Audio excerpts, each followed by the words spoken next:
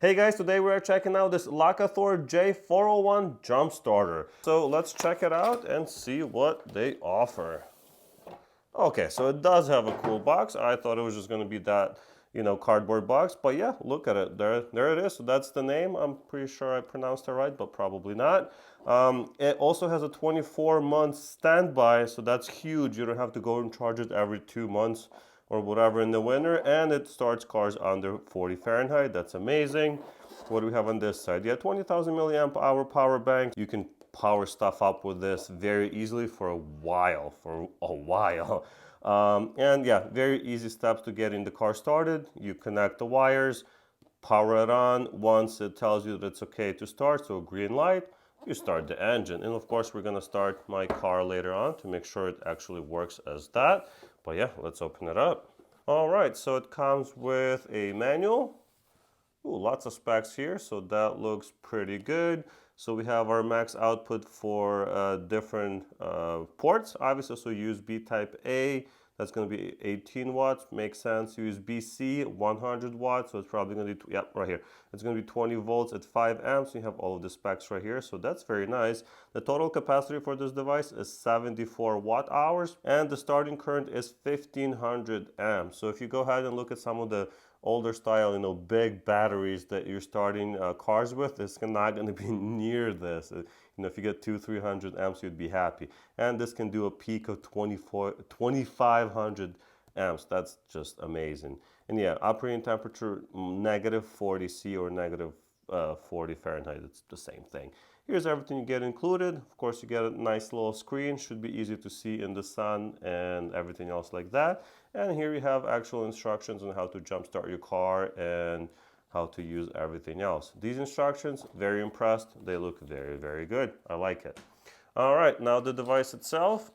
Ooh, I like the construction of this. This feels very solid. This is all kind of like rubberized, sort of, yeah, like rubber. As you can see, you can scratch a little bit.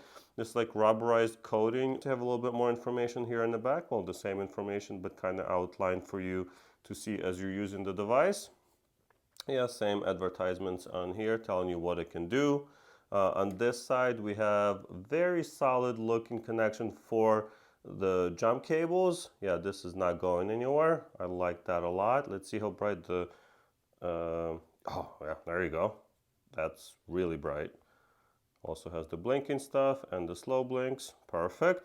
That turns on the screen as well, and as you can see, it is not very reflective, so you'll be able to see it at night, during the day in the sun. On this side, we have our Type A, Type C USB port, so for charging this device and for charging other devices, as well as for a 12-volt input. It's pretty heavy, so there's definitely some substance to it. It feels like it's, made to be, to be stored in the car, not just in a glove box. You can throw this in the trunk and it'll be fine. What else we got here? We got a couple boxes in here. We have a USB A to C, 12 volt from the cigarette lighter, and USB C to C. All feel pretty good quality, so no problems there. All right, and these are the actual jump cables. I do like that they are covered, so as you can see, the copper is not exposed anywhere that you're touching. There's no chance of getting shocked or anything like that. So yeah, very nice, easy to handle. Pretty thick wire, so this looks like a 6-gauge wire, so it's not gonna warm up when you're starting a car. Let's see how well they're terminated. You can see it right here. Okay, so it's a nice crimp connection, which is what you want to see. One thing I forgot to mention that I think is a big deal is that you don't have to have it charged fully in order to start the car. They actually say that you can plug this in for about 3 minutes, and after just 3 minutes of charging, you will be able to start a car. That's pretty awesome.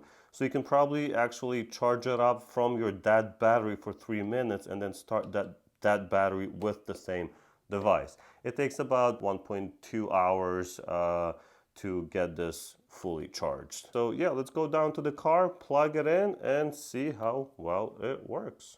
Of course, the way you jumpstart your car really depends on your car, but as an example, this BMW Z4 has a couple of points where you actually can connect a trickle charger or a jump starter.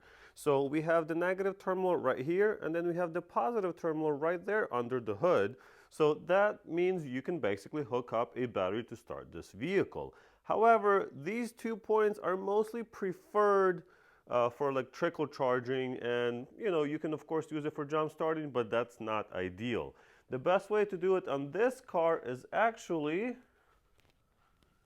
to go in the back where the battery is. So we're going to remove this part right here, and here we have access to the actual battery. So we're going to grab our jump starter and then connect it here. I'll show you how to connect it, and then we'll jump start the car. To properly test this jump starter, I wanted to make sure that the battery is not charged. So I've been listening to music in this car and doing a few other things, working on it. So the battery has pretty depleted by this time. So if we check, we can see that the battery is actually at 11.8 volts, which is pretty low for a 12-volt battery. You want to see like 12.6 and up, or even like 13 volts. All right, so let's see if this thing can actually start my car now. So I'm going to use the black clamp, which is the negative, to put on the negative terminal right there. And I'm going to use the red clamp to put it on the positive terminal on the battery, just like that. Make sure it stays there pretty securely. And now we're going to plug this into the actual jump starter. Make sure it's the correct way. I mean, you can't plug it in incorrectly, it's keyed, so that's pretty good. And now we're just gonna power on the actual jump starter. Press the power button, give it a second. And there you go. Now it's actually providing power to the battery. We're seeing 14.4 volts, which is plenty. And now we can start the car. And look at that, it starts up very quickly, no hesitation. Perfect. So yeah, it works really well. So now we can go to the back of the car, just like that.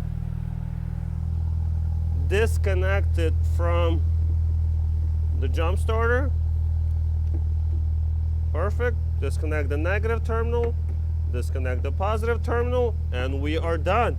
And as you can see, this thing barely used any power to jump start this car and actually charge up the battery while doing so. So pretty cool. I'm very impressed with these very rugged and powerful jump starters.